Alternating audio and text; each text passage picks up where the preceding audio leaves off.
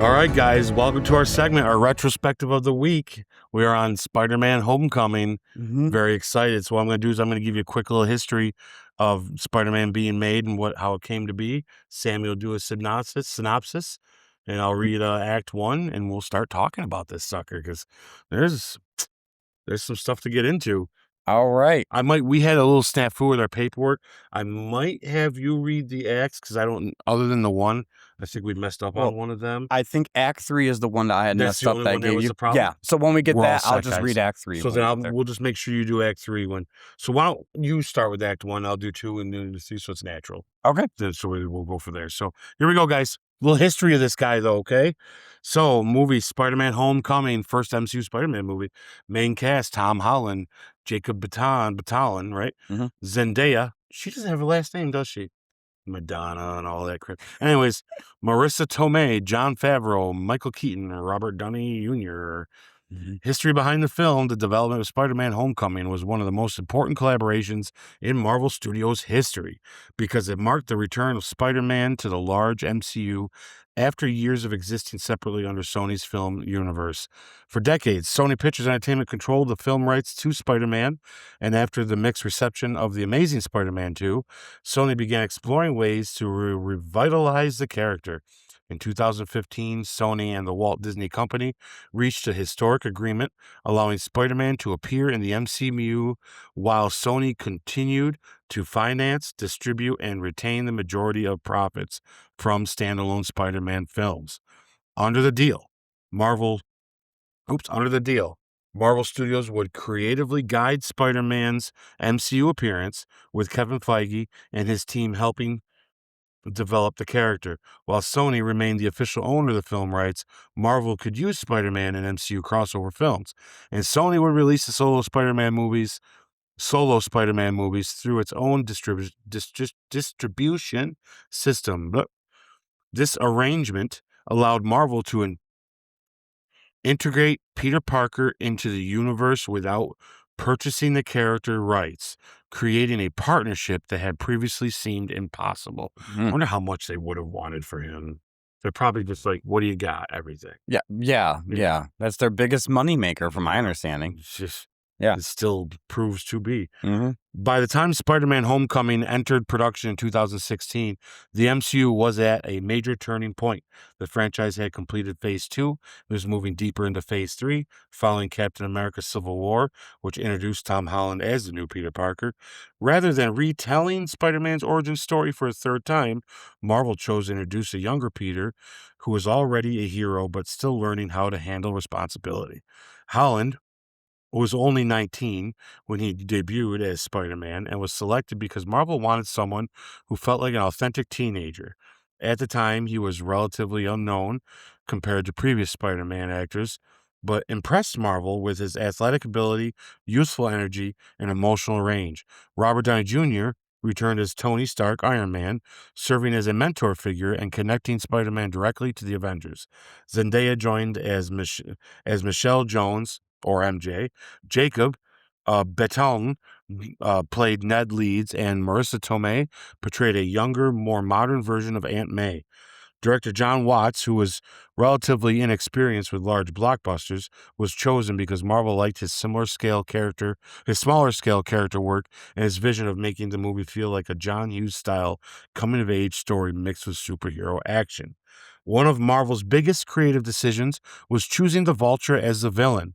Instead of using another world-ending threat, Marvel wanted Peter's first solo MCU adventure to feel grounded and personal.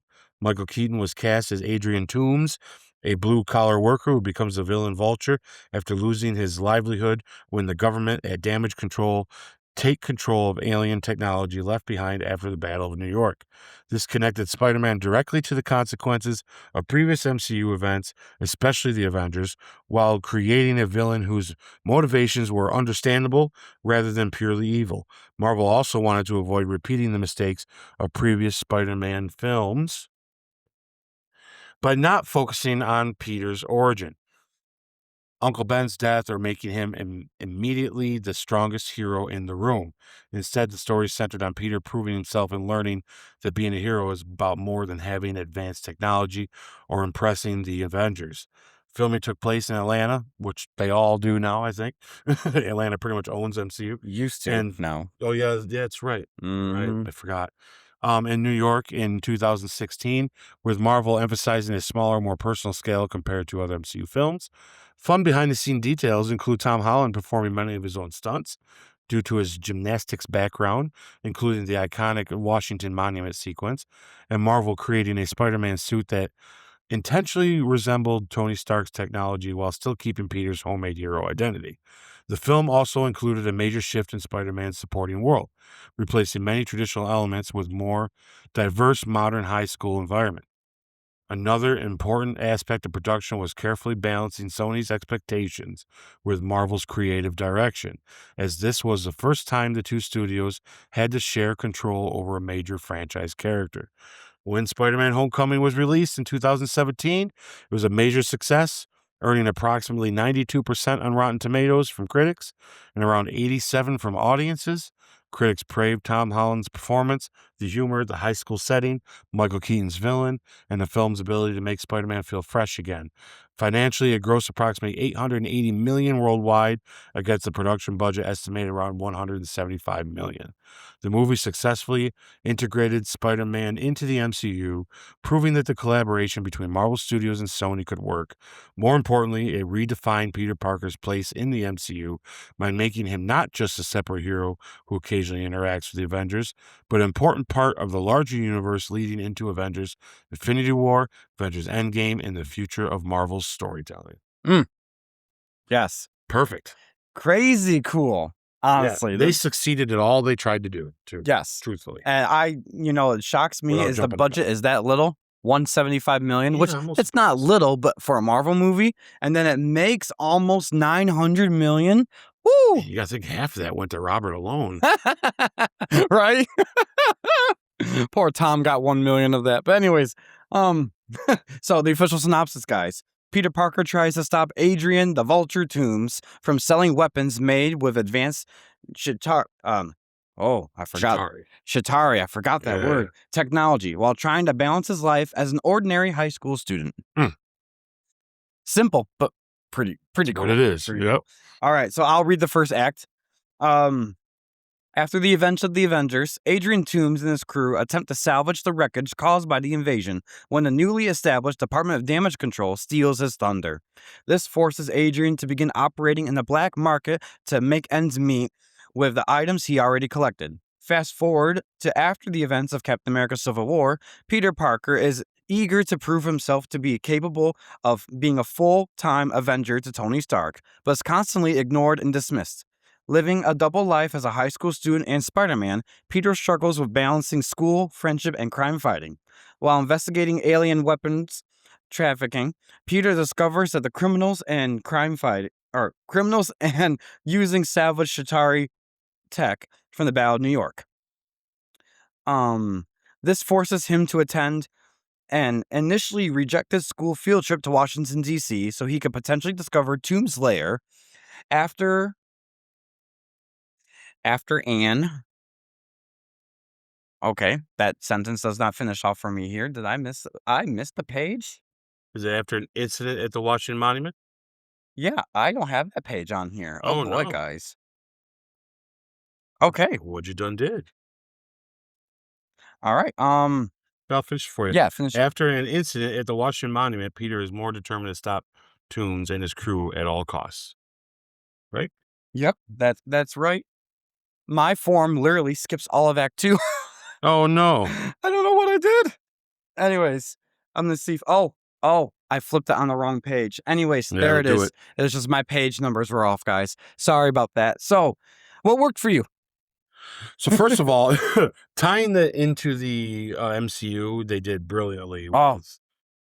Right off the bat, it's the wreckage of New York City of Avengers 1. And then right after that, it's these home videos of Civil War. So I think that it serves this movie right by putting it in the MCU like that tight. It really works for me a lot, big time. I agree. There's a lot of little things to talk about here. I would say before you do that, what you just described, that's my stand-up moment too. Oh, it's your stand-up moment, too. Personally, yes. There's a lot of cool things in here, and I'm sure you're about to dive into them. But when I had to retrospectively think of just this whole first act, which there's a lot in it, but my favorite part of this first act literally is being able to successfully integrate him to the MCU and feel natural. And I think that whole beginning part, I loved revisiting some of that battle a little bit, the aftermath of it. I think that stuff was cool. Yeah, I do. I think it's smart. Yes. Because you know, it's funny, you don't ever think about that side of things. Yep. Like, who cleans this shit up? Like, oh, yeah, guys like this guy. And I put Tony creates yet another villain for Peter to fight. I don't. How many villains does Tony have to make? It does. You're not helping your case, Tony, about being a hero. I should have added that into my argument for him being a bad guy. There you go, right? The guys he's created, right? Yeah. Yeah, geez, Tony. Anyway, so the little things that worked for you in the first act. I think the chemistry between the actor who plays Ned and Tom is excellent. I think they're real good together. They're very funny. I enjoy those moments. I like there's a lot of little just snarky moments in this. I actually was worried when I watched this again that I thought maybe because of how old I am, I thought the high school aspect of it was going to make me feel I've aged this movie a little, but the humor in the way it's set up is so meta that it is for all of us adults. Anyone that likes Spider-Man is gonna like this, and it doesn't matter how old you are. It doesn't do the Harry Potter thing where you feel like, oh, I got to be a teenager to like this. No, you laugh at all these things because it's all these wink and nods. You know what I'm saying? And I like that a lot. I do think they nail the high school vibe. I think this does feel like a John Hughes movie, and I think that's the best way to go with Spider-Man. Make it feel like have a younger generation's gonna latch right onto this.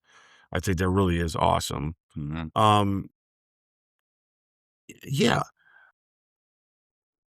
I will say to that, I personally went to a private school growing up, so I wasn't at a private high school. It was smaller. It wasn't like your big typical public high school and big things like that. But when I was watching this retrospective for the first time with my friend, he said that this is exactly the same vibes he got when he was in high school when he watched this movie. So they nailed that to a T for this at least. Awesome. So that's pretty cool to hear that from firsthand experience of someone, you know? Anyways.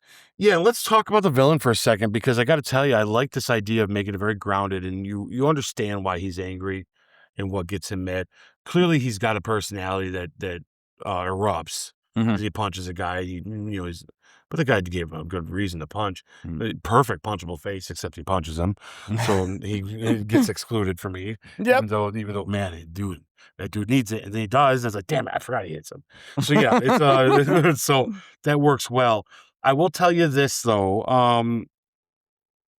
I no more best villain moments are going to be when he just kills one of his insubordinates to show that he means business. Because this one is a cool way that he kills this guy, and it's kind of funny because he didn't realize what it was going to do. Yeah, and the guy dies and like, whoa, you know what I mean? Like, but I have to say, at this point, it's now become the MCU trope to do that. To now, if you want to show us how bad your baddie is, it can't be him killing his friends anymore, or just random people. It's got to be moments.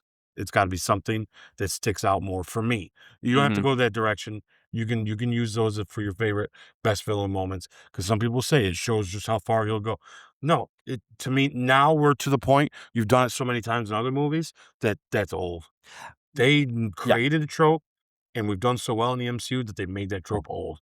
Yep. So now I'm almost like, blah, blah, blah. He's going to kill the guy because he's being snotty too. That's not one of my favorite villain moments, but the only thing that I will say about that character trope, which I completely agree, at this point now we've seen 2 other movies that do this, at least, and each one has been like and now you see it again.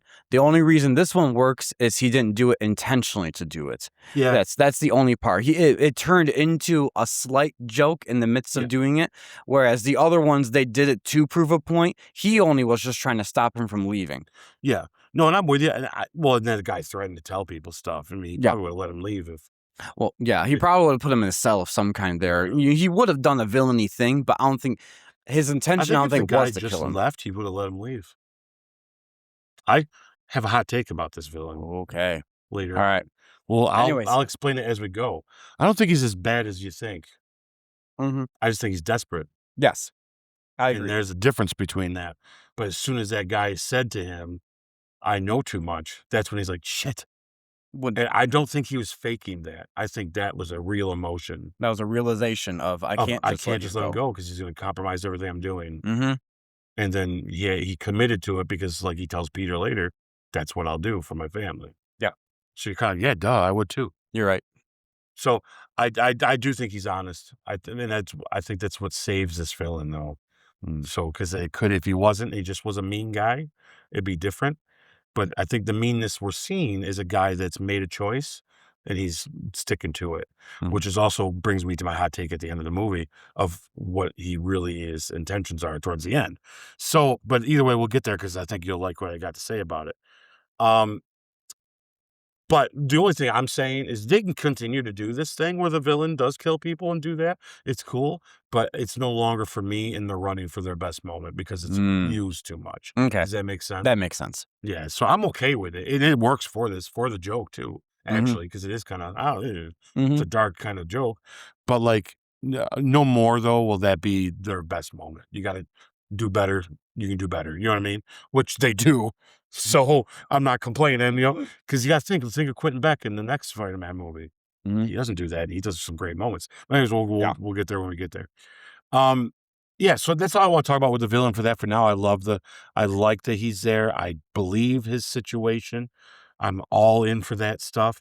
I think we should talk about the monument scene for a second. I like Mhm. that one of the other things I like is I like that he's learning this suit. Mhm. This to me is the equivalent of them in the workshop trying to build something. Yep. And man, it's just addictive and it's fun to watch and it's funny. The suit Mhm. stuff in this is funny, which brings me to my standout moment is I like the whole sequence where he's locked in the vault. It's Oh, fantastic okay. because he's just like talking to her and getting to know her name. He's just like hanging in the hand. He's like doing all the different weapons. And then how long have I been here? And she's like 35 minutes. He goes, what? I just like, it's funny, but it's just a great moment of the movie that makes me go, this movie can literally take 10 minutes and have nothing to do with the progression of the story and does not take away from the movie at all. And in fact, heightens this something this movie does well is it takes moments that have nothing to do with the story, specifically this vault one. The only thing it has to do with it is that he got trapped in there, right? But like you got 10 minutes of like you could be doing story progression here of characters or whatever. And it doesn't matter. It doesn't hurt this movie at all. In fact, it adds to that moment of the movie. I had forgot how long that moment went on and I enjoyed it very much. So Hmm. to me, that's just a standout moment that they took the risk to let's play this joke out a little longer. And in this moment, we'll use some exposition about the suit and about this. And then it actually leads to my favorite thing about this moment is Peter's smarts is what gets him out of there and not him being a superhero and superpowered and all this other stuff. Him doing all those codes and figuring out to get out of there, that's him being Peter. That's like the Peter Parker stuff that some people say Tom doesn't do a lot, but he Mm. does it right in that scene. It's Spider-Man doesn't get him out of there. His webs or his powers don't get him out of there. His mind got him out of there. Mhm. And I think that not only does it build this character to him being more than the suit, right? But it also speaks to cool. We have a smart Peter. This Peter's a genius. Mhm. All the time he's showing it. All the time. And all the decisions. So I like that about I think that points that out, which is why I put that in there. Mm. Um, yeah. Okay. I mean, other than the other stuff in the mine scene's fun. Mhm. It's good. Yeah. It's not the scene that blows me away. It is iconic though. I like that he's never been that high. Which makes you wonder in the city, why does he not climb the buildings? He's Yeah. just kind of thinking maybe not. You know what I mean? Like, Yeah. but it shows the youthfulness and how early on he is as Spider-Man. Yeah. What doesn't work for me in this is sometimes it's like a train with slow brakes. S- I'm not a fan of as things are going, it gets a little cookie cutter. Certain moments start to feel that way, Mhm. but then they're just like, but here's how we're doing it different. And I'm glad they do that. And I know it shouldn't sound like a Mm. negative, but I will say sometimes the roller coaster that makes me feel is this on purpose or is it not? And I'm not sure if it's genius. It feels less like it's not. It feels more like it's not genius. It feels more like they have good ideas and they prolong things to get there, and then they get there, and it works once they get there. But the getting there is tough. Yeah. And some of that is the villain stuff in this. Not that I don't like this villain, and I'm not complaining about the villain, but it's pretty average, like, not very compelling, really. And we'll talk about that when we get into Act 2 more. You know, it's like Yeah. we got his motivations, we got what's going on. After that, a lot of the villain scenes are pretty cheesy and like, okay, we get it, we get it, we get it. Not his acting and not what's being said, but particularly who's around him. I really feel like you didn't even need to see Vulture again for quite a while because we just had to keep reminding us that he's there. I don't know if that makes any sense or not. Honestly, It slows in moments for me, and then when it picks up, it's good. But there's moments where I feel like, okay, get back, get back, get back. Yes. You know what I mean? Like everything that you said is exactly how I felt about this first act. Yeah. Yeah. Yeah. Actually, I'm trying to think if there was anything different I would have said. That there are times where I thought that's him being trapped in that holding cell area scene. I thought it was going to drag on a little too long, but they filled it with useful stuff. Where that easily could have been, okay, this is a drag of the movie, but it didn't. It didn't turn into that. And I liked it all. I agree with everything you said, honestly, about it. And I thought your analogy of the train with the slow breaks, that's a great analogy for this. Because it almost comes to like a stop and then we're going again. It's, okay, good. And it's like, yeah, okay, we got you again, you know, and it just feels that way sometimes. And it's almost like there's like 5 minutes here and there I could go without. But yet the stuff that comes right after that 5 minutes, I love.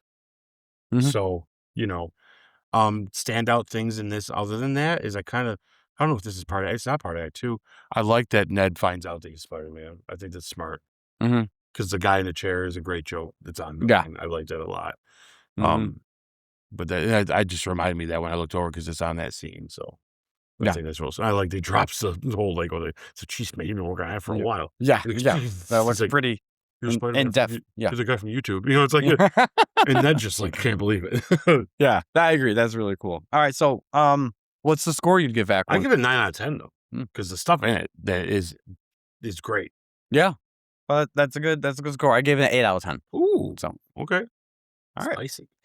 All right, guys. So let's see. I'll read Act 2. Yeah, you read Act 2. Yes. So Act 2, Peter becomes overconfident and tries to act like a full Avenger, but his inexperience causes him to fail repeatedly.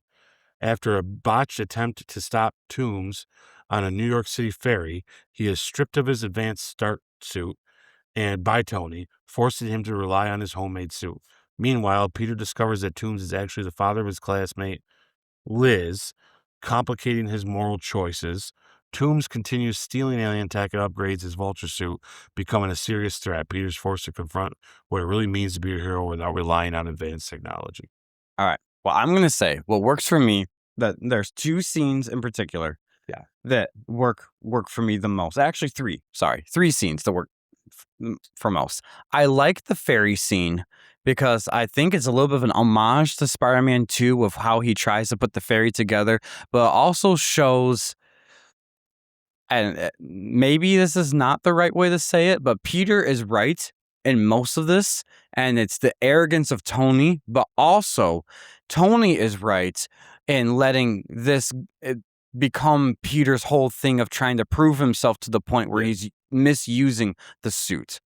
So it's this weird I don't know how to say it, roller coaster of who's to blame, who's not to blame type thing, because there's a little bit of both to go along with it. But I love that scene between Tony and Peter of him saying, if all you are is a suit, then you don't deserve the suit. That's a great teaching moment because that comes from personal experience of Tony himself, and he says that to him. I want you to be better than who I am, because all Peter is saying is, I want to be just like you. And he says, that's the thing. I want you to be better than me. Yeah. So therefore, you're not supposed to have the suit. Mm-hmm. That was a really cool moment. That was a really good moment. And this is still the scene, or the same act where we'll talk about probably the best scene of the movie, probably, is the car scene. Yeah, I'm going to save a lot But of what I have to talk about for that later. Okay. All right. I'm going to be honest with you. I purposely didn't put this talk about this in this act because it's later for me. Okay. That's fine. We can talk about it later then, just to have the whole thing on that topic. But I did those 3 scenes I do like in this act. There is not a lot, honestly, that doesn't work for me. I had a hard time picking a specific thing that didn't work for me. So maybe, do you want to fill in that blank there? Or what did you like, I should say? Swallowed wrong that last one, guys. Apologize. So I want to piggyback off what you said. With, to me, the best character moment I'm going to pick for Act 2 is that with Tony and Peter about the whole you shouldn't have the suit, blah blah blah. If you're gay, got to be more than the suit thing. And you nailed it right on the head about how he's right, but he's right and he's wrong at the same time. What it actually is, if you really look at it, is it's the perfect mirror image of what being a parent is. And so when Tony does say, I sound like my father, it's like, because even if he wouldn't want to be the worst versions of his dad, he still is going to be like his dad. And like where a teenager feels like this is important to me, it is important. And a lot of parents have had to learn to pay attention and caress and kind of take things that aren't that important and treat them like they are, because to that teenager, it is. Like, when a kid has their first breakup, we know as adults, you're going to get over this. It's going to happen again, but you will be fine. But do they feel like that right then and there? They don't. And you can't change that. So where Peter's right that these people are more dangerous, Tony's like a bad father, or not bad father, but like a typical father, ignoring that importance of it, which reminds him of himself at the same time, even without knowing that there's still something important going on, what Peter's talking about. Because Tony's right. You can't rely on this stuff. You got to be better at this. And that's what stop crying. You will meet another boy. You'll meet another girl. It's the same thing. It's the same conversation. We're just talking about heroes and villains now. And it's perfect in that. I think it's great. What a great mirror that is, right? And I think that that's the smartness in this writing that makes it feel like a John Hughes film, and that's what Watts gets right, is this kind of stuff. Also, the escalation of events in it, like the movie has fun. I like that it's like low level investigating from Peter's part. It's like whenever we do have the villains, or through Peter's eyes, it's him getting a clue, then going here, then another clue, and then seeing the guy here, and then showing up here. And I like that because it's like we're with Peter all the time with that, and that's what's fun, And I think that plays well into that's honing his ability to do this stuff. And, going interrogation mode is funny. Like this moments of that, it's like, these are cool things that you don't need to put in here, but they work real well. Sounds like the Batman a little bit. Yeah. Anyways, the Dark Knight there. All right. Oh, let's see. What did I put here for the? Yeah. What I'm gonna say, I'm dodging around things I want to say for later, but we're talking about after that major villain moment that we're really gonna talk about. One thing that happened in this movie that fixed the pacing for me from the first part, which is why for when it says the pacing hold up, I'm gonna say it got better. Yeah. Because I liked that at a certain point, like after this ferry scene, it's like Peter does walk away from it. Like, I'm done. Fine. I'm gonna listen to him and do what he said. And through circumstances beyond him is thrown back into it once it's revealed that he's the father of that girl. Yep. And it's like, oh, I like that. Because for a moment, I'm almost like, this movie almost feels anticlimactic. But then on purpose it does, because they're just like, oh, no. Don't worry, it's We're coming. gonna up the antics. It's coming. And it's, instead of Peter just going against Tony, it's forcing him back into it. And he's not going to ignore this at that point. Yeah, no. which no one blames it either. Yes. He has to. You have to. Like, because if he wasn't her dad, the rest of this movie's over. Credits. Yeah. Right. And this guy would have stole stuff, and Vulture would have been out there, and maybe coming back in a different movie. Credits. But it's just perfect that they did it that way. They don't do that same stupid thing where the little hero that you're working, that you're cheering for, decides to be defiant and go do it. He literally surrenders to the idea that I gotta figure my shit out. Yeah.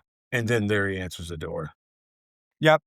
What's you supposed to do? So good. And it's like, oh shoot. And it's not even I would even say beyond that, you almost think you could have got away with him ignoring it still until the car scene. Yes. Once he turns and he knows that he's who he is, and he tells him what he tells him, it's like, now I have to. Yes. Have to. And that easily could have been, him that could have been, and I know we're going to get into that a little later, but that could have been the best time for him to say, I definitely don't want to get back into it now because I don't want to get Aunt May hurt. But he does the right thing, even knowing what the consequences could be. He becomes a hero without the suit. Yes. Yep. Yes. So good. Yes. All right. Good. Yeah, I love it so much. Love it so much. What would you give this score then? This is a 9 out of 10. Yes. Yeah, I'm gonna give it a 9. Like there's a couple little stupid things, I guess, but I'm not gonna get into them. I don't want to ruin our favorite streak here. Yeah. Yes. I was gonna say I gave it a 9 out of 10 as well. Yeah. Yeah. It was really, really good. Yeah. Especially having those scenes in there in particular. All right, I'm going to read Act 3 for you guys. Let me just make sure I got my notes ready to read them properly. Let's see. So, Act 3. Let me just double check to make sure. Did you already, yep, that was, Peter confronts him, which really makes him the hero. Okay. Act 3 is during a flight transportation. I am butchering this. During a flight transporting stolen weapons, Peter thwarts Toomes' plan. During the process, the plane crashes on the beach. Spider-Man ultimately defeats Vulture, but chooses to save his life instead of letting him die. Tony Stark acknowledges Peter's maturity and offers him a full Avengers suit and membership, but Peter declines, choosing instead to remain grounded in his own identity. Later, Tony proposes to Pepper's Potts and decides to publicly announce the event new direction. Yep. So, did the ending land for you? To me, it did. So we're going to be in the ending. We're going to go to the very end then. Yes, it landed. And I actually like that it ends with Aunt May discovering that he's Spider-Man. Yeah. I think it's a daring thing to do. I think it's smart to do. And clearly, once we get to the third movie, it's brilliant, and that's the point. Like, and it also is that punchy ending where something happens and then the credits roll. I'm like, yeah, I love movies that do this. Like, I just like it when they just do that and it's fun. So the ending land for me, yes. The other part of the ending, I personally put down for the other part is Peter declining Tony's offer. Would that be considered? That's my favorite the best moment I put. Okay. For Act 3. Yep. Yeah. Okay. Yes. So, yeah, I agree. On the same line though. I completely agree. Yeah. I love that, and I agree. It's my favorite moment of that whole act because because he's always so captivated by the Avengers. That's been his whole point throughout this whole movie is I want to impress him enough so I could be part of this team and be taken seriously. Well, now he knows he could be taken seriously without having to be part of the team. And there's a humbleness to Peter from this experience that I really enjoy. And I love that they made that decision of not just having him just join the Avengers. He becomes his own hero. And Tony's so proud. And Tony, he was shocked, but he's also proud. But he always has something up his sleeve. And I love that Pepper was there, the proposal thing. I'm like, oh my gosh. Yeah, see, I haven't heard. It doesn't make a difference. It's just Pepper showing up makes such a difference with Tony. Yeah. I think it proves my point that without Pepper, it completes the Tony Stark experience. Yep. Even that couple minutes, right? Yes. Yeah, the nuance of the looks between Happy and him during him saying no. Yeah. Looking at the surprises. So if you watch the scene carefully, there's a lot going on there. It's just so well acted. Yes. Yeah. I completely agree. I love that. And that is my favorite moment too of Act 3 is him, Peter half smiling, looking at that suit and walking away from it. And I'm like, wow, that's bold. That's cool. And I'm so for it. And by the way, it's our first look at Avengers Compound. Yeah, full so look. Yeah, cool. it is a cool. I want a Lego thing. Well, they have one, but it sucks. Yeah, it's not like the movie. Yeah, I want a model of it. It's so awesome. Right? Yeah, it looks so good. All right. So, what would you say would be like your biggest issue? You think for this? I don't have any issues with this end of this movie. Me either. I think this movie nails the landing perfectly. The climax is earned. I like that Peter not only proving that he's a hero to himself, but he also takes this moment at the end with Toomes. It's like he easily could have let him die, knowing that his family would be safe from him, but he doesn't. Yeah, you're 100%. He takes it's a connected thing. That's a thing that Peter Parker has to be. That Spider-Man has to be. Because you know who else was like that with a villain? Toby was like that with Norman. Yes. He'd have rather saved his life than kill him. Yep. And doing it like this, like it's just so nice. Like this is what gives me this hot take about Toomes later, because I'm still not there yet, even though it's the end of the movie. Okay. But yeah, it's I feel like what a mirror to that by staying true to that without it feeling like a copy. Like you're not copying what Toby's did with Norman or how he felt with him, but you did it. You know, he could have easily let him die. He could easily just defeat or in a way, but it's like he's proven to him that, hey, you need to stop. You got family, man. Like quit being who you are. He's not looking at the criminal side of it. He's looking at the human there that's making bad decisions and very bad ones. You know, so yeah. Yeah. I love that. I think that's very much earned at this moment. I agree. And you know, one of the things I love about this act, and not just in this act, but you see it a little bit in Act 2 a little bit, is another way of them connecting this to the MCU is that Tony's building, the Avengers Tower, is sold. And that's, you know, whoever was sitting in the writing room with either John Watson, Kevin Feige, and Amy Pascal, whoever is involved in this creative process and saying, how do we make a first Spider-Man movie be a banger? They laid out 3 or 4 specific things that put him into the MCU and make it cool, where you kind of need Spider-Man, but it complements the rest of the MCU. That first scene with cleaning up after the Avengers stuff establishes your villain. Pretty cool. Really cool, actually. And also starts up Damage Control, because now you find out that that's how Department of Damage Control was founded, is Tony's answer to, hey, we just helped wreck New York City. Even though we saved it, we want to help build it again. That's perfect. That's really cool.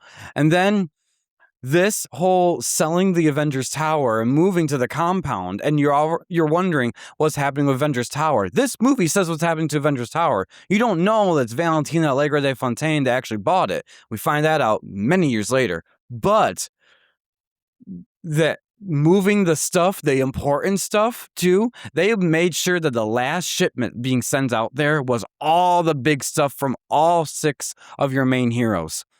Seeing all the arc reactors in that one big suit, seeing all the bow and arrows from Hawkeye, seeing all of Black Widow's gauntlets and trinkets. Yeah.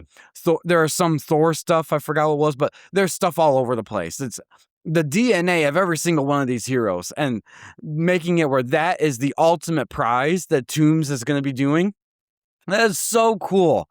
And the constant dismissal of Spider-Man, even though he's saying there really is a bad guy out there, it's perfect for the story. I can't get over how well they made this movie as the intro to Spider-Man full-fledged into the MCU, because that is gold right there. I can't picture Doom Vulture any different than they did here. He was semi-relatable, but yet still menacing. It's so really so cool. Sorry, I'm kind of my mind's at a blank with saying anything negative about this, because I can't get over how well each actor performed it. The casting was perfect. Just the whole story in general was so good. So I had to get more detail about the things that don't make this movie work, which is why you're going to see in my final score, I'm thinking, because I'm kind of calculating it as I go. So I like to do it as we talk, because we can talk each other into things. Yeah. that I don't want to go into this with rose-colored glasses on, though. Yeah. Because we're coming off of good movies. Yeah. I mean, the last movie wasn't so good, but we did Doctor Strange, right? Or, yeah, well, we did Guardians 2. Oh, yeah, which no, was, it is, that no, was it is great. Doctor Strange, I'm sorry. a little lower than Civil War. Was almost perfect.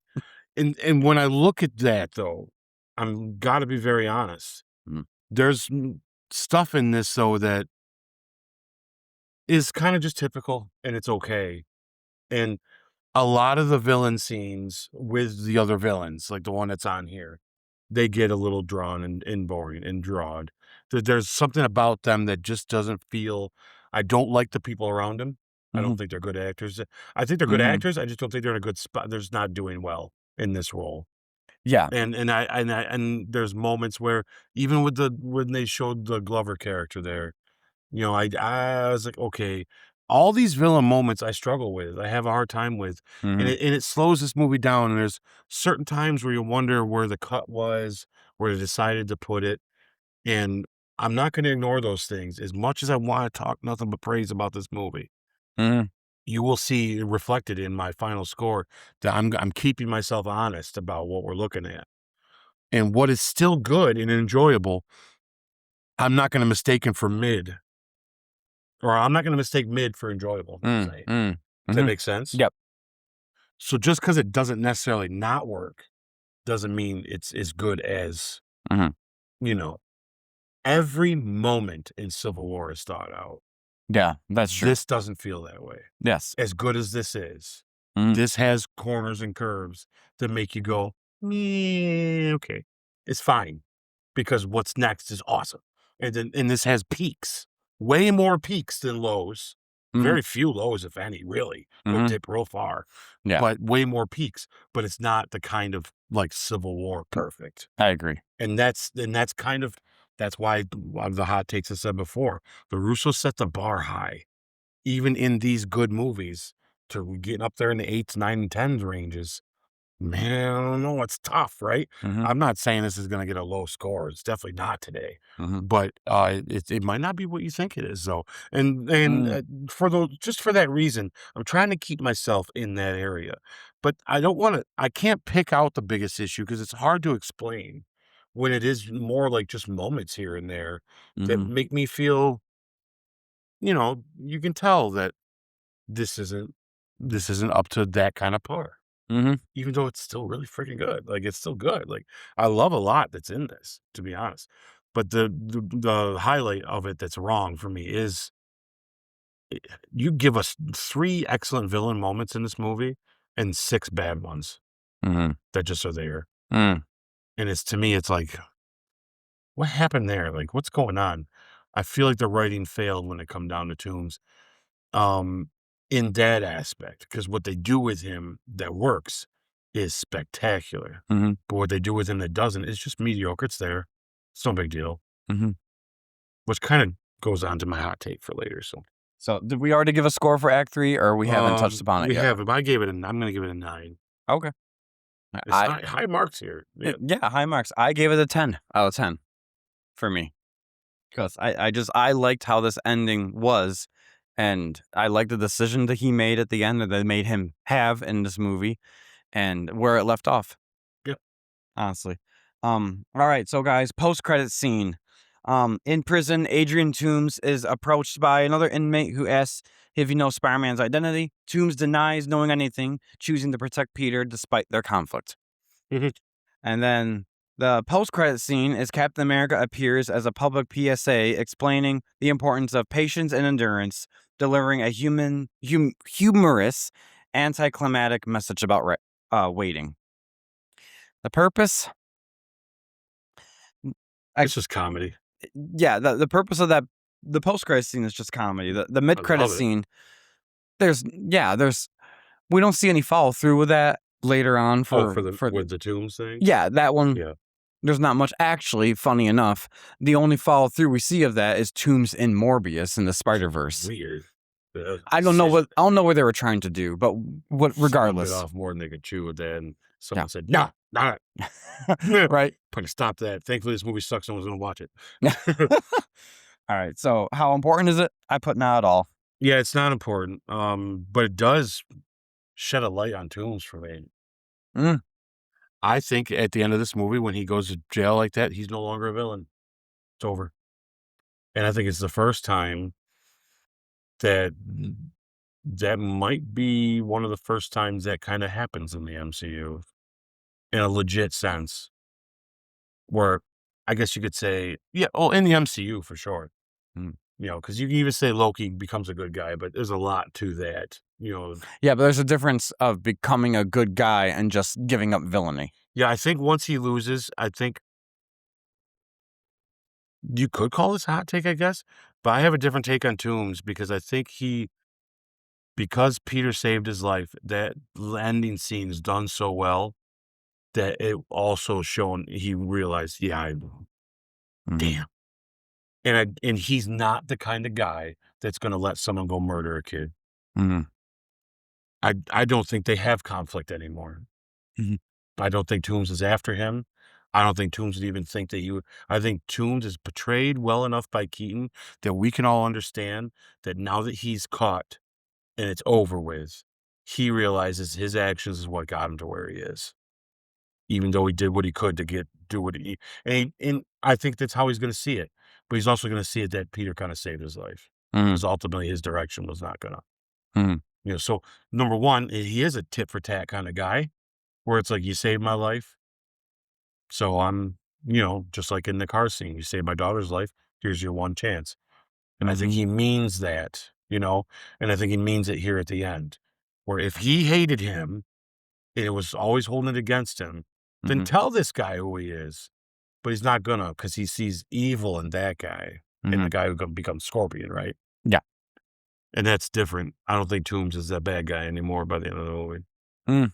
I think Yep, there I is a can see that. redemption there that I kinda wish they put more nuance to, because Mm. I think it's there. I think in his mind, it's like, "No, I wouldn't do that to a young kid." Mhm. Yeah.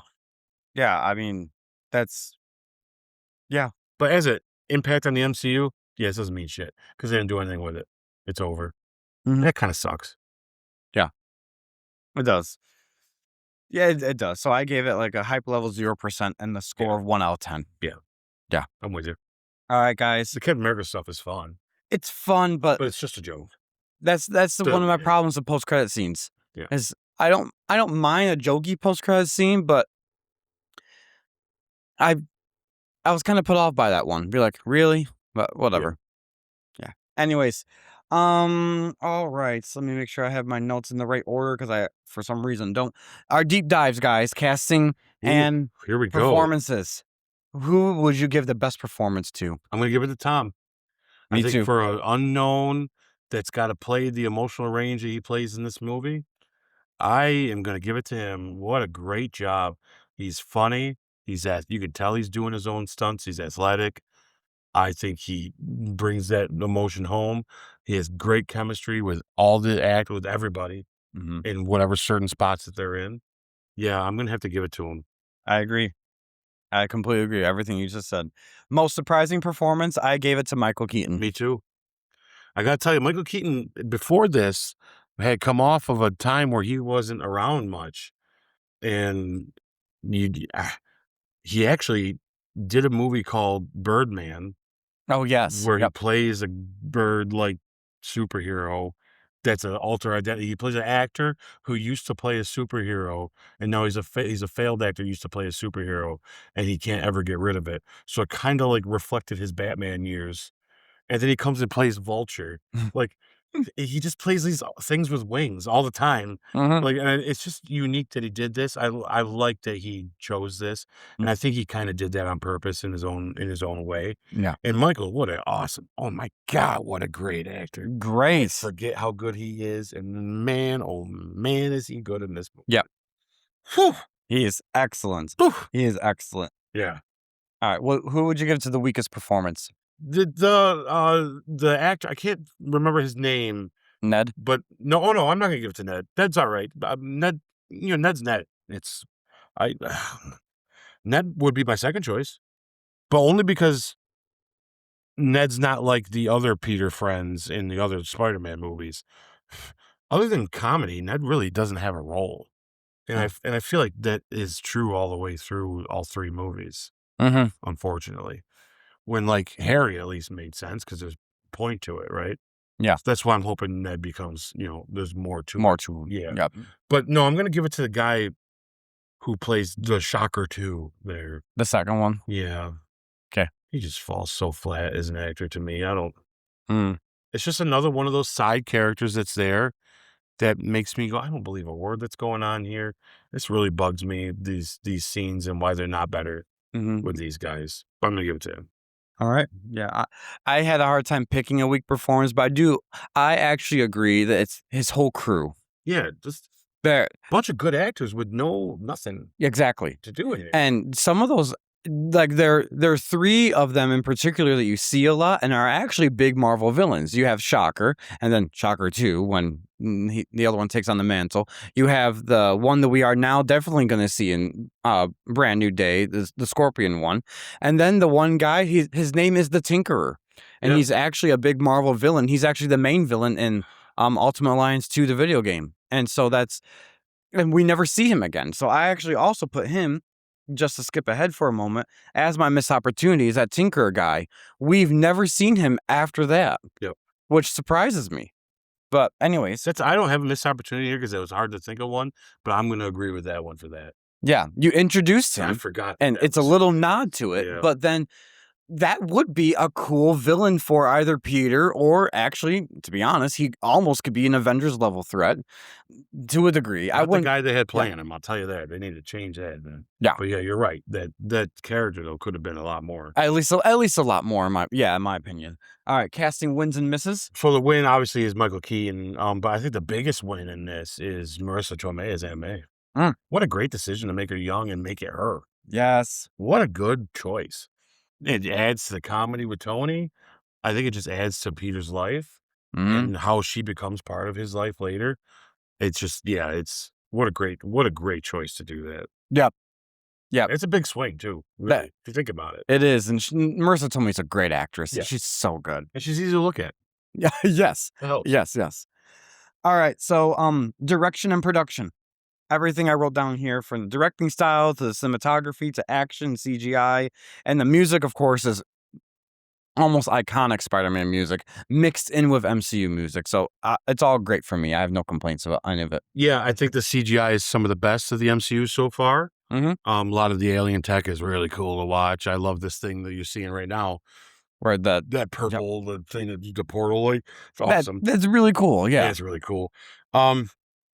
I think the director definitely encapsulized, or however you say it, encapsulized John Hughes feel, because John Hughes is old school and this kind of, high school-esque coming of age stuff. And I think that he did a great job with it. And the cinematography is fun. Nothing sticks out to me cinematography, except the action scenes are real. I'm glad they're not real shaky and hard to watch. I'm glad they just went out there and just let it happen. Yeah. I think the sets were great, and where they chose to do them. And yeah, the sound, I love the soundtrack, and I also love the score. I think the soundtrack fits the score fits the soundtrack. I mean, some of the song choices they put in this movie are fantastic and really edgy out there stuff, which is kind of cool. And then, of course, once again, their score stuff that they've been doing, the MCU has been doing a great job. So good. Ever since Avengers, they realized we need good music.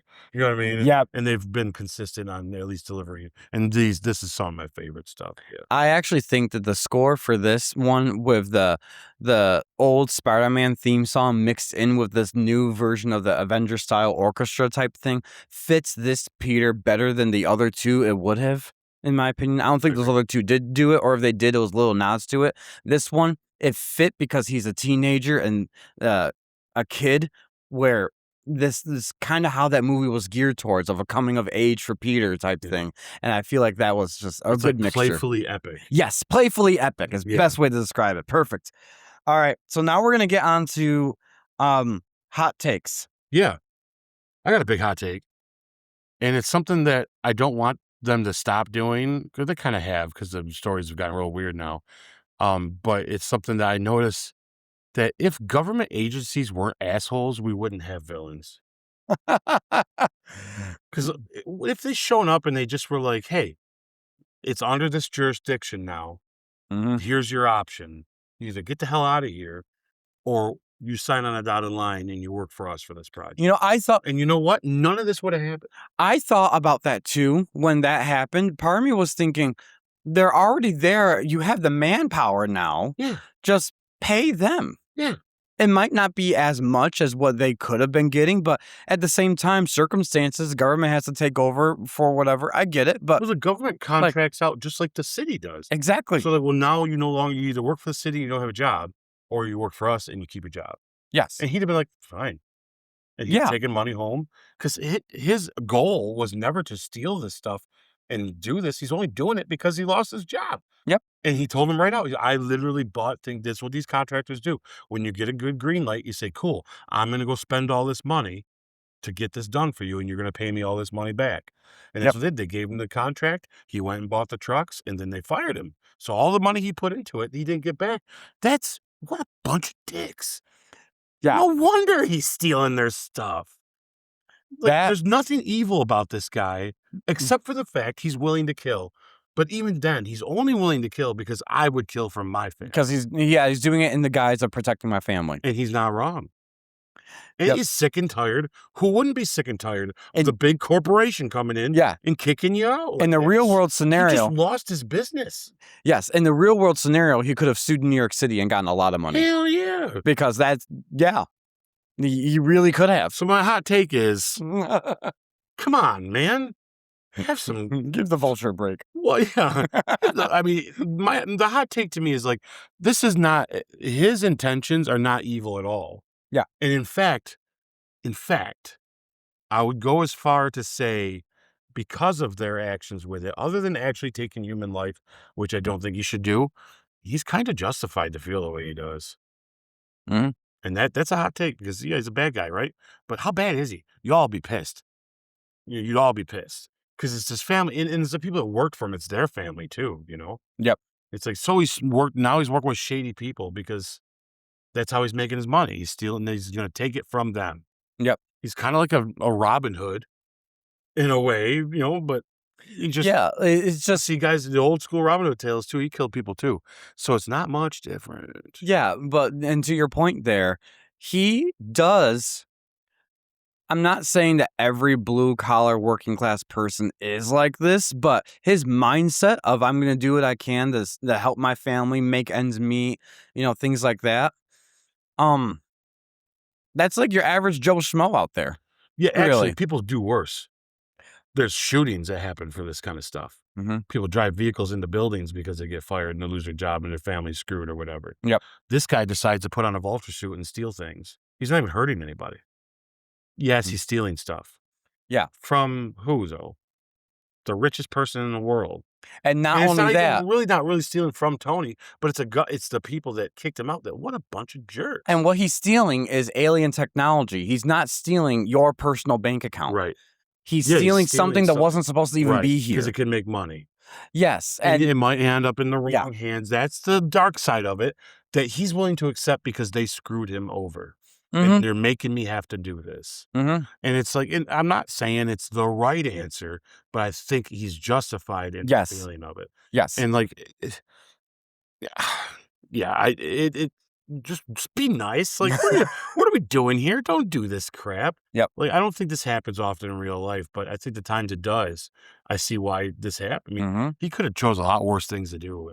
It doesn't show him killing people. I don't think he had any intentions for it to go like that at all. He didn't intend to kill his one foreman there, and he didn't intend to threaten Peter's life, but he saw an opportunity of a scared kid. I'm going to put the fear of God into him and say, don't come after me, or I will have to come after your family. Well, I think he's I think he's honest. If it comes between my family being okay and you, it's always going to be my family first. And I think that's that spot or that thing in his head that snapped that for us normal people doesn't. That he is willing to cross that line because he feels so jaded by it, right? Yeah. Because he has no larger intentions other than to keep making money. Through the whole movie, he's telling us that, no, don't make that suit. He's not planning on doing this thing. It's just he's forced to because the actions of Peter. Yes. You know what I mean? And then also he tells him, look, we don't want the Avengers around. What do you want? You think you want? He yells at that guy. He says, "Don't be doing that crap out there. We don't need the Avengers coming. We're just trying to make money. We're not out here trying to be villains to the Avengers." Yes. Yeah, he's not even like he's telling them this, and they're just acting like idiots. And he's just willing to take that step to protect it. So justice for Toombs. So I'm going to say my hot take then is, and maybe it's not too much of a hot take, but for someone out there, it might be. A young adolescent Peter Parker Spider-Man with no power origin can work in the movie. And I think this film is proof of that. Oh, yeah. Because I remember when this came out, and there was a lot of people were put off by he's not getting the origin of Spider-Man.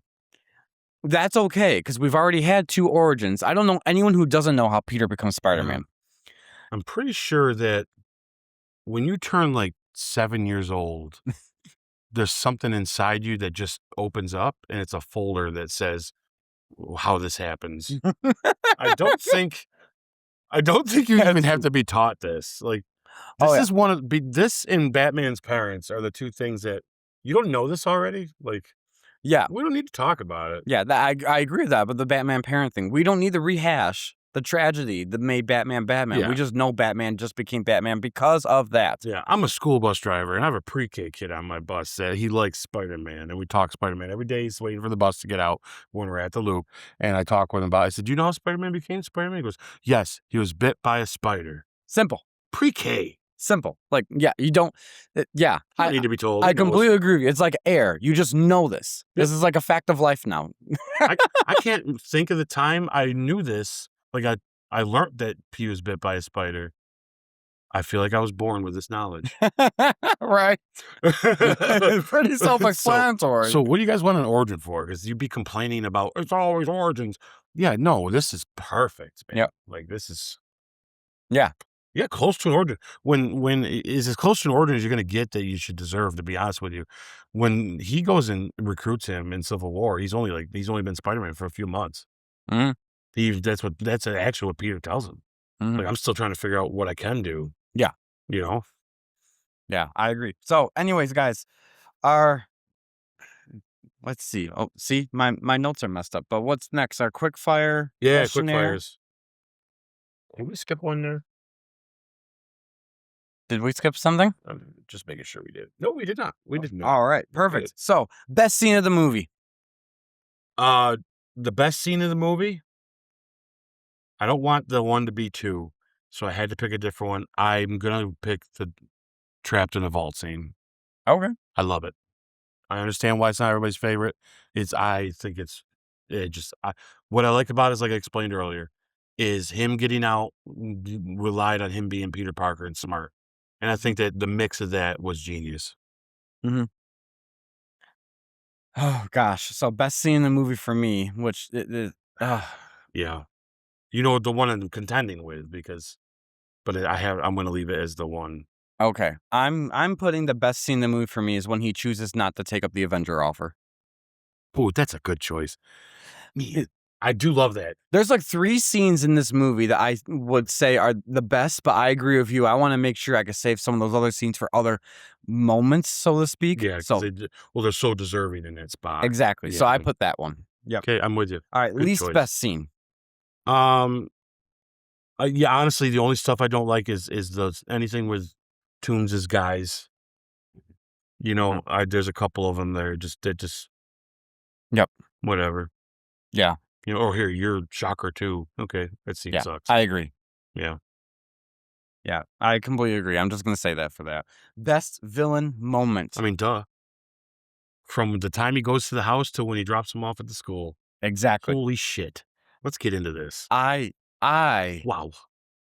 I was impressed that they went that far. Yeah. I was happy. The moment he gets out of Aunt May's car and he knocks on the door, rings the bell or whatever it is, and he opens it up, when Peter gulps, I gulped. Because I was thinking, oh my. Because they never hint at all throughout this movie. There's a brilliance of hiding this, how they did it. Yeah. Yes, that Liz's dad is the Vulture. And all Peter is thinking, which, you know what's so cool? If you didn't know that and you just watched this scene, it looks like a very stereotypical new boyfriend coming over to going on the first prom date with the daughter and how he's going to act in front of the father type of thing. It's very stereotypical. So that's how Adrian Toomes plays that off as. But in Peter's mind, he's like, oh shit. Yeah. It's he so looks good. Scary. He's scarier because of it, right? Yeah. Yes. Yeah, and you know what I have the balls enough to say this online. I hope we don't get canceled before we get too far. But the brilliance of this scene, which I don't think you'll ever hear them all say because cancel culture is so crazy. The brilliance of this twist is that you never saw it coming. Mm-hmm. Because she doesn't look like she has a white dad. But you can't even guess this. That is not controversial. If anyone thinks that is, I'm sorry. I know there's a lot of mixed families out there, and we're not dismissing we them. can't just assume, actually, right? But they're going to say, well, you're assuming. No, that's not how it works. If anything, how they did this is they tricked the audience, because the audience would have assumed that she, being darker skinned African American, she would have an African American mom and dad, maybe one of them a little lighter skinned because she has a lighter complexion. No one would have assumed. Yes. Nobody guessed this. Nobody. Yes. Because there's no clues. And that's brilliant. Brilliant. Yeah. This is a compliment. That is a brilliant part of this whole thing. I just don't know. It sounds weird to say if you're writing a story. Let's make her, a different race. Mm-hmm. So then you'd never guess it. I guess some people say, oh, that's, being racist. To me, I think it's a great tool. It's a great example of New York City being as culturally diverse as there is. Yeah. Yes. And it adds to this scene. You don't see it coming. And if anyone says this is racist, you probably are racist in saying white can't mix with black, I guess. Usually when you're looking for those things, you think about it too much. Just saying. To throw that out there. Yeah. But so I just wanted to say that because it stuck out to me. I'm like, Dad, you cannot guess this. There's no guessing this. Yep. And it's such a smart move. It's so brilliant. It's so smart. And what I like about it too is when it opens, there's no music too. This just plays out. And it just lets us go, what? That's cool. There's no you know what I mean? No, nope, it's just tense. This is just normal. It's just these actors all together, these two. The chemistry of Tom and him, perfect. Of making it feel like, oh man, you can cut that room with like cheese. You know what I mean? And then as it continues on in the car, he seems menacing, but right up until he realizes what she's saying, he's not a scary guy still. But Peter, he's always going to be scary, right? And she was saying enough of those clue words of, oh, but you're friends with Spider-Man. And then, oh, you lost a Stark internship? Oh, what happened? All that. And too many things added up. He's hearing it. And Adrian's smart. He's putting the dots together. And then when it hits him, he's very cool and calm and collective. And then he plays it off still as, I'm the protective dad. So give me a minute to have the dad talk or whatever.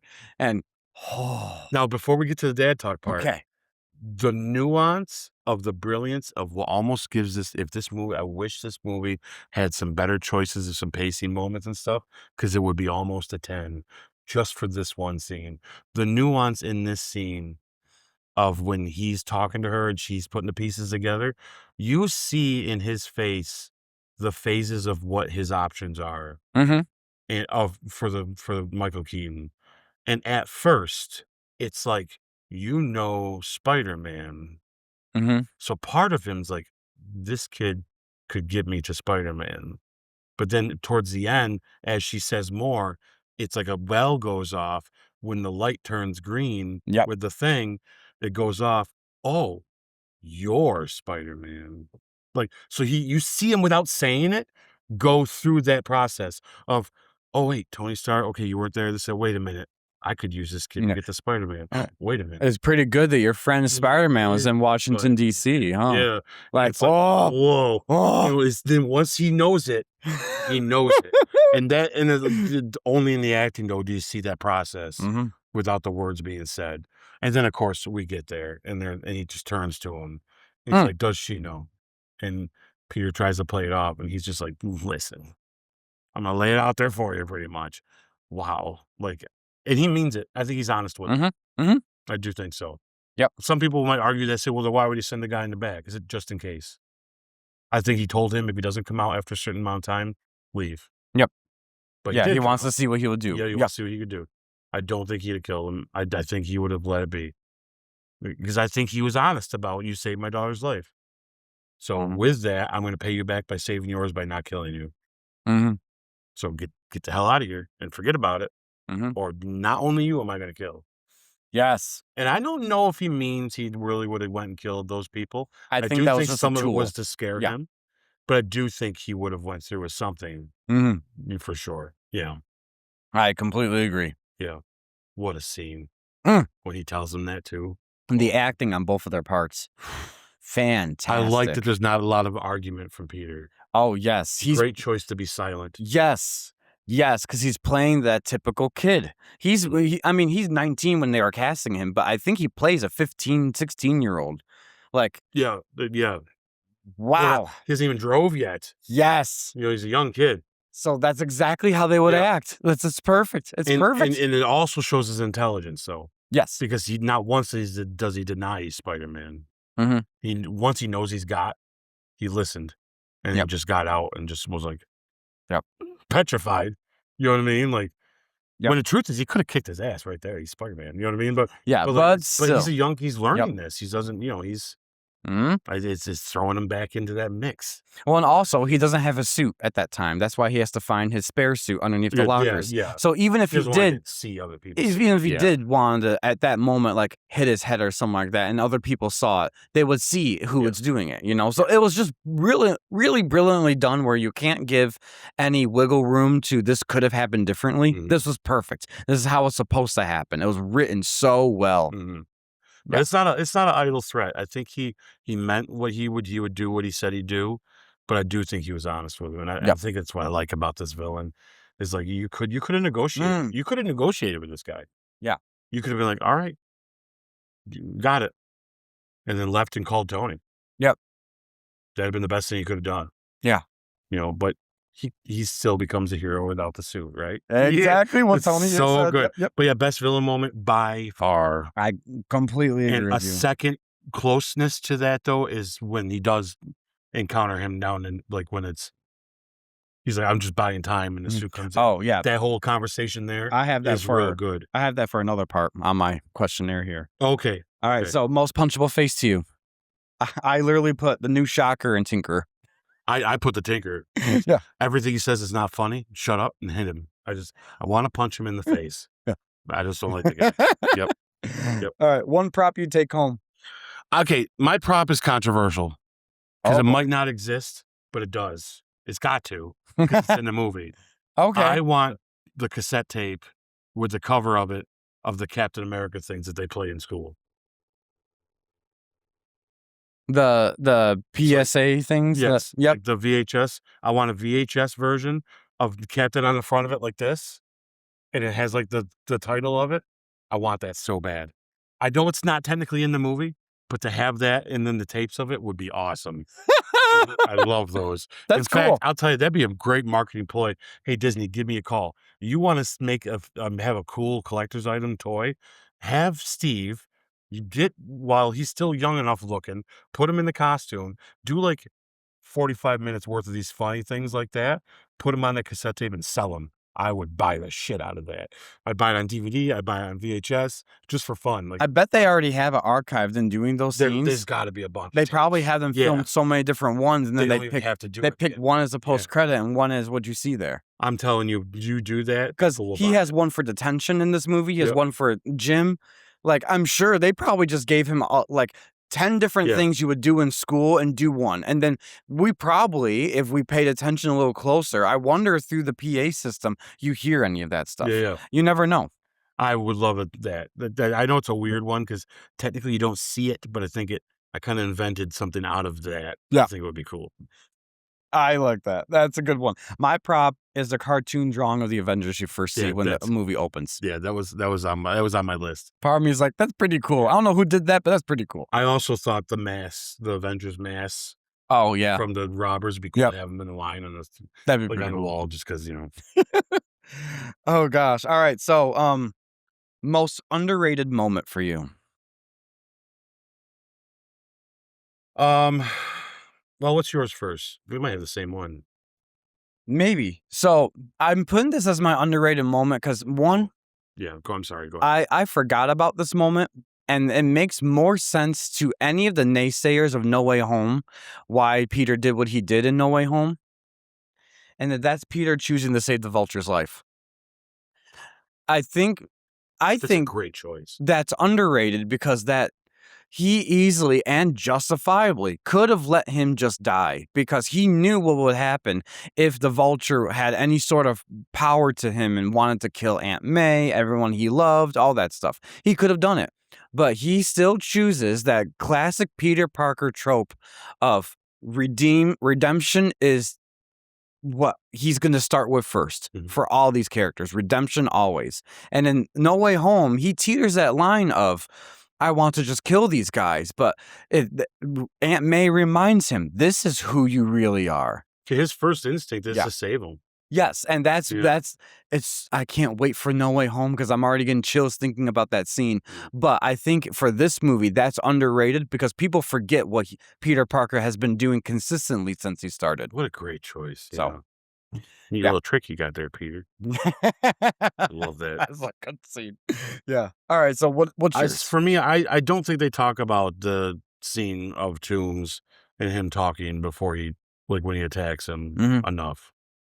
Because I think it's overshadowed by the other one, but I think the intensity is, it carries on to there where you feel it here still too. Like now it's just shit's going down. You know what I mean? I agree. No, I agree. All right. Most overrated moment. It's still a good moment. But I'm gonna say it's the one that's always pointed to all the time, and it's the Tony Stark speech with him about the suit thing. I say overrated because that seems to be that whole segment actually with the boat and everything. I'm going to say is overrated because for some reason it tends to be the highlight of what everybody talks about these days when you talk about this movie, and they also complain about. This is where they complain the most, where they think Iron Man's too involved. And I actually think that the opposite. I wouldn't say the opposite. I don't think he's not too involved. I think it makes what makes it work. Yeah. So I say overrated for different reasons. Yeah. Mostly because I think they use it wrong. That in the boat scene, to me, is definitely not the most exciting scene in the movie. Yeah. Even though for some reason it tends to be the one talked about the most. So it's funny. It's funny that you said that. This is right on our screen right now. Exactly is the moment. Yeah, we do this too often. This part where he is holding it together. I call it overrated because it does feel like they're trying to mimic the Spider-Man 2 Peter, the Tobey Maguire one. Almost a little too on the nose. It's not bad scene. I don't hate the scene. I do find some of the logic wrong in it when they're putting the ship back together and Tony is, trying to put it all together. And we just got done watching Titanic, guys. So we kind of know a little bit about what happens with ships when you split them open like that. I agree. This boat should not be floating after that. There is no way they can seal that enough with how it's split in half from the bottom up all the way to the top that thing, like a perfect sandwich, came back together and it's still working. That's a big problem for me. But anyways, it's so funny. It's on our screen right now as we're talking about. The concept's cool. The concept's cool, and I see that's Peter's logical step is I'm going to try to put it back together. But I think it's over talked about and overhyped because they always compare it to Spider-Man 2 on, that's why it's so cool, but also that's why it's overrated because we already seen it in Spider-Man 2. So it's like, yes, keep it in the movie, but don't overhype it. So that's my take. All right. Funniest moment. I got two. Okay. So I'll say the one real quick, and the other one I have a little more behind, like more to talk about. But the funniest moment to me, I laughed out loud. Is a small moment when Happy was reading off the list of stuff that has to go into the plane and struggles to pronounce Thor's belt. We always joke about how all the stuff that is like from the North stuff is hard to pronounce. Yep. And they just play into it. Yes. He's like, yeah. Thor's magic belt. And I'm just like, that's so funny. I laughed out loud. My second moment is the teacher when they're interviewing the teacher about, yeah, we don't want to lose a kid, not again. And he gets real serious. But I laughed so hard. And don't forget, guys, he was in the Incredible Hulk. Remember, he was a scientist who goes on to become a teacher, who ends up being Peter Parker's teacher of science, just like in the Incredible Hulk. So Yep. like, that's why it's real funny too. Yep. But no, that scene where he goes, like, it's serious. Like something happened before, and like Yeah. to me that kind of humor is gold. That teacher in particular gets funnier in the second Spider-Man Yeah, I agree. film, and I can't wait for our retrospective on that because off the top of my head, that is the one I remember the most for funniness on that movie. You know who I'm gonna miss in the Spider-Man movies going forward, though, Hmm. is Happy not being there. He's always been a great part in all three movies. A little less in the third, but still a part, you know? Yeah. There's nothing like him looking at his Ring camera thing and you see all the villains walking in. And he's very, very little mentioned in the second because it's far from home. So yeah, but then you get to the end and he's in the action sequences. That's true. Yes. Yeah. So it's like, so he's not in it, and then he is all of a sudden. Yeah. You know, but at least in No Way Home, I like that they use his apartment, and I like him looking at his camera thing. And you see all the villains walking by, but I'm gonna miss Happy involved in the rest of them going forward. Brand New Day. Yeah. Maybe he will be, but he won't. There's no reason though. It's the thing. We'll have to see. I'm gonna miss that character and being there. So I put for my funniest moment is when Ned is asking him all the questions after he finds out he's Spider-Man. He asks, like, within the span of 2 minutes, like 20 questions on can you summon spiders? There's a whole list of them. I can't think of all of them on top of my head. I chuckled at every one of them because he's like, no, Ned, no, Ned. It's just, yeah. It's all throughout the whole day. You gotta stop. They're all. I mean, I would too. Oh, how do you not? But it's fun to see it. Yeah, I love that. That's good stuff. All right, so now most emotional moment. I think this one's obvious. Okay. And we're looking at it right now. Okay. I think this Aunt May calling him out. What's wrong with you? What's going on? Even though he doesn't tell her he's Spider-Man, this is that moment where he decides to walk away like Tony's telling him to. And he breaks down and he's sad about it. And the only way he can tell her without telling her who he is that he lost the internship. Yep.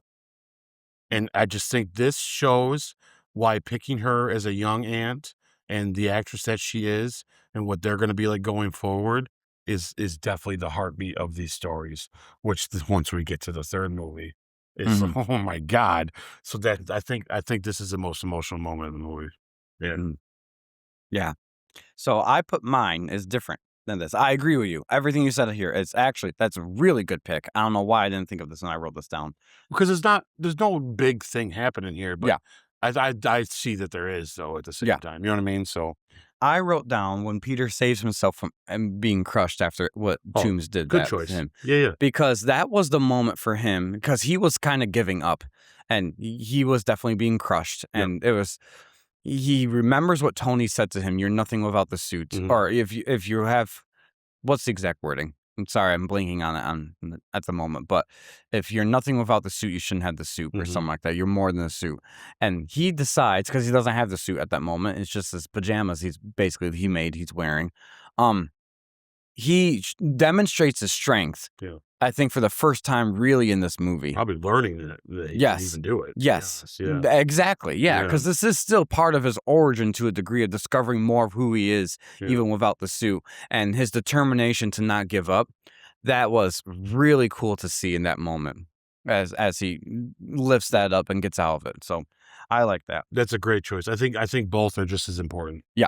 Because for character growth on both of it. Because this might pay off. Mine might pay off later. Yep. When yours is for the movie for sure. Yeah. But to me, it's like I definitely like. For some reason, I'm waiting for a reason why she's who she is in this, and then that moment was like, oh, okay. Yep. This is why. Because going forward, this is going to mean a lot. Yeah. I completely agree. All right, guys, we're on to our final scores. Boy. So, out of 2, what's the story for you, sir? Story's a 2. Story's a 2 for me as well. Yep. Characters. I'm going to give it a 1 only because of some of the side ones are the ones that we've had problems with. Ned is Ned. He's not Harry and he's not Well, Harry, both of them. You know what I mean? He's not that. So Ed's really just more comedic, which is not a problem. They really underutilized MJ. Mm-hmm. I feel bad. When I watch this, I'm glad Zendaya gets the shine she gets in the next one. Because in this, you're almost like, boy, that could have been anybody. You know what I mean? Like, So a hot take on that, in my opinion, is I think they were one. I don't think the story called for too much of a love interest other than what they wanted to do with Toombs' daughter. When I think that was perfect. I agree. But I think that they made a very big, at that time, creative decision where the fans still talk about today on making MJ be Zendaya. Yeah, I know there's And controversy about it. they're changing MJ's origin. And that, I remember that at the time being like, oh, because that was a big reveal at the end. She's MJ. And a lot of fans were either put off by it or whatever. And we're not getting into like a race talk of it because MJ is typically depicted as a white redhead girl that Peter's in love with. Yeah, unconsequential though, yeah. Yes, but that's the thing. I am of the opinion, and I've said this on the podcast before, that the race of a character does not matter to me unless that's consequential to who the character is. So there is nothing about MJ that's ever been written where it was because she was white or because she was a redhead that she was A, B, C, and D. And same thing for changing her to be Michelle Jones as opposed to Mary Jane. That honestly, I like the name Michelle Jones a little bit better. I'm not saying I'm not a fan of MJ Mary Jane. I am. They're an iconic Spider-Man duo in the comics. I love it and everything else, but in this, I'm not upset with it. Not how some people have thought. And I think that they felt it too. Yeah. I think that they were worried there would have been enough fan backlash of saying they changed one of my favorite characters or whatever. That they didn't. There was some purposely scuttlebutt about it. Yeah, but I think they did that on purpose. Yeah. They underdid it, and then in the next movie they gave her due. And I think all was forgiven because of her performance. Yeah, and I think where I feel like she got kind of gypped this time, I feel like that they were making creative decisions that paid off. Yeah. For this movie, it felt a little sidelined. Yeah. But ultimately, in the long run, Mary Jane and I'll say MJ just for the sake of the character. MJ and Lois Lane are my two least favorite female characters in superhero shows and movies. Because I am tired of this, I don't want you to be Spider-Man anymore, and we can't be together when you are, and boo-hoo, boo-hoo, boo-hoo, boo. And Lois Lane always, like, come on, I could save thousands of people across the world, but you're always putting yourself in a position where you got to be saved. You know how many times Superman saved Lois Lane when he could have been somewhere else saving other people because she wouldn't keep her freaking nose out of shit? So, like, there's certain times where you got to, and then and maybe the worst one is some Batman girlfriends. Not all of them, but in particular, the Christopher Nolan one, I'm not a fan of that. You know we can't be together. I do love you, Bruce, but I'm going to pick the other guy. It's like, good, just blow her up. Oh, thank you, you did. You know, thank you for doing that. She's dead. Now we don't got to worry about it. And so what I like about this MJ is not once in this trilogy do you hear her tell him that you can't be Spider-Man if you want to be with me. Yes. In fact, she figures out he's Spider-Man because she's a weirdo and doing what she's doing and makes her a whole different kind of person. And she's fine with him being Spider-Man. Yes. Thank you. Because I'm tired of the other crap. I don't need these, I don't know how to be this and be with you. It's like, why doesn't she just get her head out of her ass? What, do you want to go date the normal guy? Or do you want to date effing Spider-Man, lady? You know what I'm saying? Right? Like, yeah, like... where else are you going to feel the safest? That's a big perk right there. And how would it's because what always got me mad about MJ is he loved her even though she spit in the face of the whole purpose of what his uncle taught him. You're telling me that you can't love this guy and be with him and be happy with him, knowing he's the superhuman Spider-Man, and you might be putting your life in danger, but you're taking that chance because you love him, but you could live with knowing that he could have saved someone's life because with great power comes great responsibility. I always thought they contradicted themselves constantly with that. With this whole, wait a minute, why is he so broken up? He should be like, hey, listen, I was raised to know that if I can make a difference, I got to make a difference. You and I don't have the same values. Bye. You know what I mean? What are you so stuck on this lady for? She wants you to go pretend that you're not a superhero. So when someone's burning in a building, remember, if you're Spider-Man today, I'm going to leave you. You can go kiss my ass. You know what I mean? Like I always thought it never made sense to me. It never made sense to me, right? Like those Spider-Men were grown up knowing that I got to do this. I got to do that. You have to. You're able to, so you do it. Yep.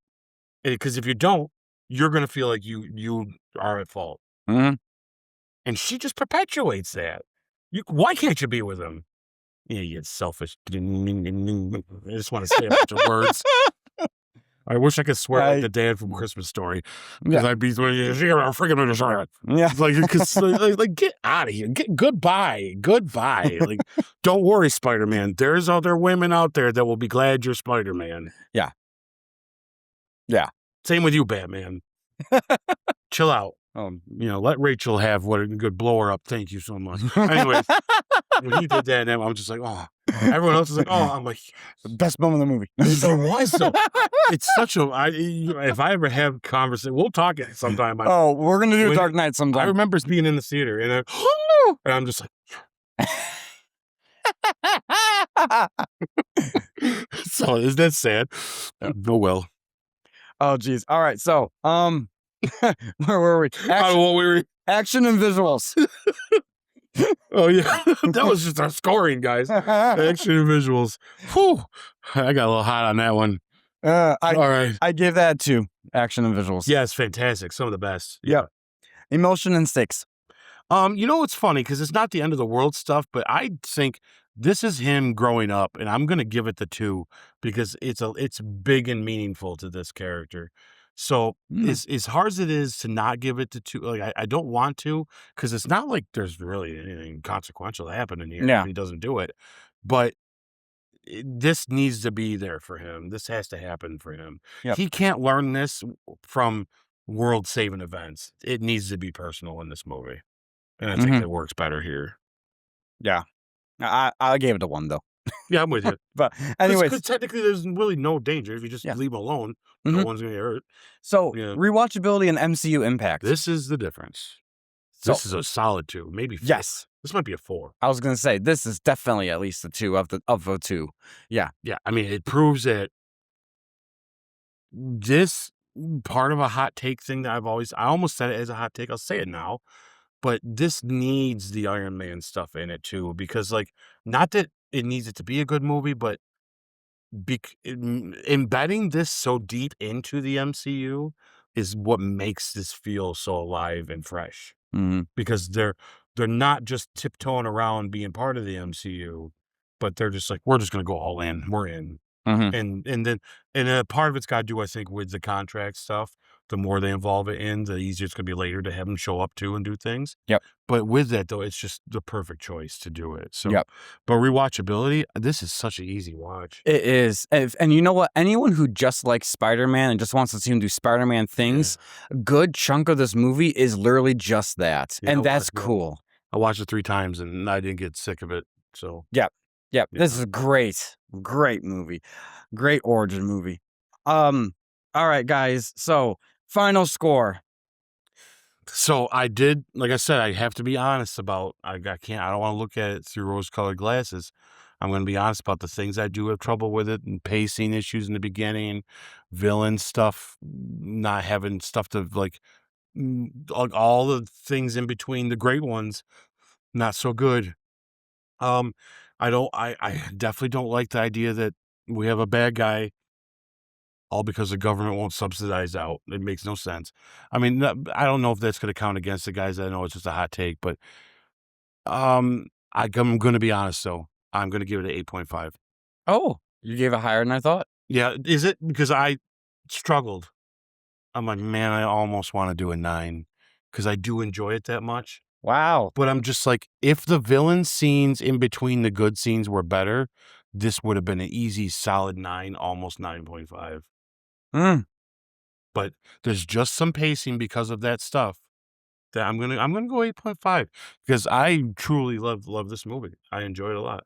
Well, I initially was gonna give it an 8 out of 10. Wow. But there are some things that you've pointed out in this movie that really do make a bigger impact to me on some of these scenes. So I'm just gonna match yours by going up that half a point extra.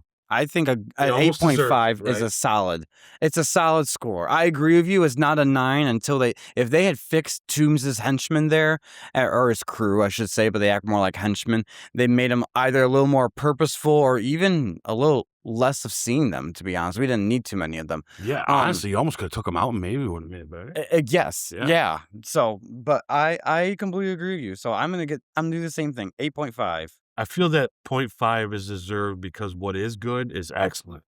So this Yeah. movie is official Goodell Multiverse score is 8.5 out of 10. I think that makes sense. It does. I can see that on the poster. Yeah, me too. I think that's pretty cool. All right, last sentence, final review. Yeah, this guys, if you haven't watched it, I mean, what's wrong with you? And on top of it, this is how you do a movie without having to do an origin, and it works just fine. Mm-hmm. So watch this movie. Spider-Man, my favorite Spider-Man, Tom Holland. He's great. Love the other guys too. Don't get me wrong, but it's awesome. Love him. I love the scene that's on right now where he says, "I need your car," and then he drives the car and he's driving it through everything. Be like, "Oh my gosh, it's just funny." Yes. Even on the phone with Ned, he goes, "I stole Flash's car."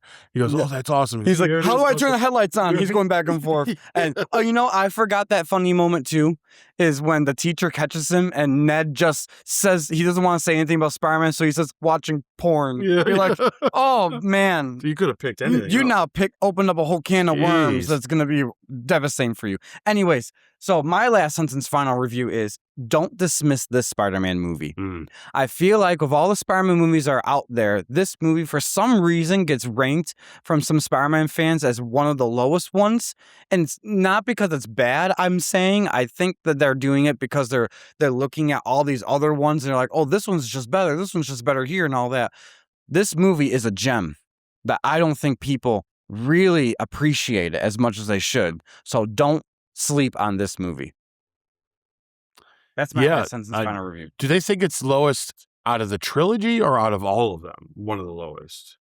They including like the old ones, or they just the trilogy? If I remember right, they've put like the Amazing Spider-Man 1 and 2, and then Spider-Man 3, and then Homecoming, and then they put Spider-Man 1, and then it's Far From Home, and then I think if I remember right, I've seen a couple. Including the old movie. They're including all Spider-Man movies. Because to me, this is the lowest of this trilogy.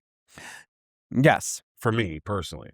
I like the second one more than I like this first one. Yes. I got a lot to say about that. I can't wait till we get to the second one so I can get a better view for myself personally, because this one was pretty darn good. But from what I remember, there are elements of the second one that are certain things so in the second good. one that they go for, and it's like, wow. Yes. And it works. Yeah, I agree. But out of the group of them all, this is better than all the old ones. Don't get me wrong, guys.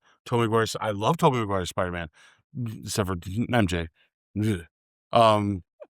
Yeah, but in Spider-Man 2 is an exceptional movie for sure. Yeah. And like I said, best villain with the Green Goblin. It's some of the best stuff in that first movie. And Andrew Garfield's ones are fine. The second one, not so much. There's some things I don't like about it, but things I love about it. That first Andrew Garfield one was dope. But this is better than those. If we're looking at better put together and story. Yeah, sorry. I mean, I think the Tobey Maguire ones, they're put on the pedestal because it was the first big Marvel movie that made blockbuster money besides X-Men. But X-Men got there after, I think, the first one. I think Spider-Man 1 did beat it because it's Spider-Man. And so he's now a legacy trilogy, but I completely agree with you. For Spider-Man stuff, I think this is a little bit better. Yeah. Yeah. And it's not dismissing the other ones. It's just that they're at a point now where they could put him into the MCU and make him a true full-fledged Spider-Man movie. And it's thanks to what Tobey Maguire did before that we were able to do some of these stuff. But it's not objectively, this is a better movie. Well, let's call it for what it is. It's because it's in the hands of the people that know the character better. Yes. Yeah. Yes, No actually. offense, Sony, you did a great job and all that, but it's back in Marvel where it should be. Mhm. And these are the guys that made the storyline. Mhm. So they know what they're doing. So this feels like Spider-Man. Yep. When you watch an old Spider-Man cartoon, where is he? He's in high school, right? Yep. And those other ones aren't. Mhm. All of them start out with him graduating. Yeah. This was the only one that dares to say we're still in school. Mhm. For 2 movies, actually. You know, it's not even actually all the way up to the third one. They're still in school. Yeah, the third one, he's still in school because he has to get his GED because he didn't graduate You're yet. talking about a trilogy of him in school when the other movies began with him graduating almost. So Exactly. Yep. You're talking, these guys know the character better. It's just, that's why it's a better movie. Yeah. Yeah. All right, so I guess what are we up to next, Ike? So next week, let me grab my thing to remind me, guys. I can't wait. It's we're gonna be doing. Oh, thank you so much. I had the paper hidden over here. So next week, guys. Oh my goodness, we're gonna do a branch point review of the Guardians Holiday Special. Mm-hmm. Kevin Bacon. I can't wait to get to it. I love it. Kevin Bacon. I love these characters. That'll be a fun one to get to. And then we're going to do, oh man, this is going to be a good time, y'all. We're going to be doing our retrospective of Thor Ragnarok. And we got some stuff to talk about with that. And, you know, that's going to be similar to this movie in a lot of ways, to be honest.